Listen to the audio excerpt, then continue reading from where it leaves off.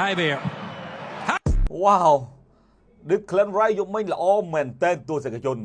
បាទឥឡូវខ្ញុំបកទៅអតីតកាលដឹក Clan Ray បន្តិចដឹក Clan Ray ត្រូវបាន Arsenal ទិញពី West Ham នៅក្នុងតម្លៃ100 លានអឺរ៉ូហើយចាប់តាំងពីពេលនោះមកដឹក Clan Ray មិនដែលសុទ្ធបាល់ free kick ល្អដូចយកមិញពីរគ្រាប់ជាប់គ្នាត្រឹមតែ10នាទីជាងនោះទេបាទយើងនិយាយអំពីអាជីពជាមួយនឹង West Ham បូកជាមួយនឹងអាជីពរបស់ Arsenal ដឹក Clan Ray គាត់បានបង្ហាញខ្លួន338ដងហើយលើកទី300ទី39នេះគឺដឹក Clan Ray ធ្វើបានល្អមែនទែនគឺការសុទ្ធបាល់ free kick បាទចំនួន2គ្រាប់ត្រឹមតែ10នាទីជាងជួយឲ្យ Arsenal យកឈ្នះទៅលើក្រុម Real Madrid 3-0 សម្រាប់ការប្រកួត UEFA Champions League បាទនេះ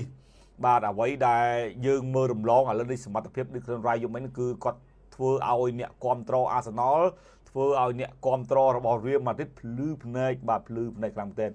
សុទ្ធល្អពេកហ៎បាទនៅអង់គ្លេសខ្ញុំខានឃើញកីឡាករសុទ្ធល្អចឹងយូរហើយចាប់តាំងពី David Beckham ចេញចាប់តាំងពី Arjen Robben ចេញអីហ្នឹងគឺខ្ញុំកម្រឃើញតែយកមិញដឹក Clan Ray គាត់អាចធ្វើបានសាទរ Arsenal ធ្វើបានជើងទី1ក៏ប៉ុន្តែខ្ញុំចង់និយាយបន្តិចយប់មិញមានបងប្អូនគាត់ឆាតសួរខ្ញុំច្រើនថាបងរវាង Arsenal ជាមួយ Real Madrid យប់មិញមិនដែរខ្ញុំគិតថាមិនមកយក Arsenal ទៅឆ្លាញ់ Arsenal ទៅពីព្រោះខ្ញុំគិតថាអាច Real គាត់អាចនឹងវាយបកនៅជើងទី2ព្រោះខ្ញុំអត់ទុកចិត្ត Real ទេជាទូទៅ Real តែងតែធ្វើបាបផ្លូវចិត្តក្រុមផ្សេងៗនៅជើងទី2